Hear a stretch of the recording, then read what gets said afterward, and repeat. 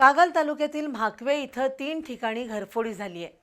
चोरट्यांनी शिवाजी कल्लाप्पा भोळे यांच्या घरातील 5.5 तोळे सोनं, 150 ग्रॅम चांदी आणि 30,000 रुपयांची रोकड असा ऐवज लंपास केलाय।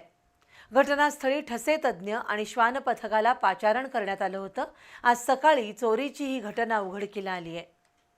कागल तालुक्यातील म्हाकवे इथल्या हदनाळ रोड जावाई गल्लीत शिवाजी कल्लाप्पा भोळे यांचं घर आहे। त्यांचा शेती आणि पशुपालनाचा व्यवसाय असून त्यांचा एक मुलगा सैन्यात तर दुसरा वाहनं भाड्यानं पुरवण्याचा व्यवसाय करतो।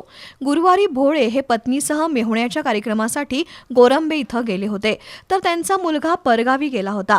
आज सकाळी भोळे घरी आले असता त्यांना घराचं कुलूप काढल्याचं निदर्शनास आलं। त्यांनी घरात जाऊन पाहिलं असता कपाट उघडून त्यातील 5.5 तोळे सोन्याचे दागिने, 150 ग्राम चांदी आणि 30,000 रुपयांची रोकड लंपास झाल्याचं निदर्शनास आलं। त्यांनी कागल पोलिसांना कळवल्यानंतर पोलीस उपनिरीक्षक वैभव जमादार, हवालदार विजय पाटील, प्रदीप पाटील आणि बालाजी पाटील यांनी घटनास्थळी पाहणी केली।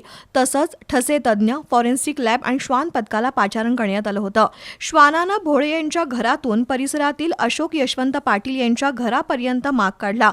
पाटील पुण्याला राहत असल्यानं त्यांचं घरही बंद आहे। त्यांच्या घरातूनही सोन्याचे दागिने चोरीला गेल्याचं बोललं जात आहे। सायंकाळी उशिरा या घटनेची नोंद कागल पोलीस ठाण्यात झाली आहे।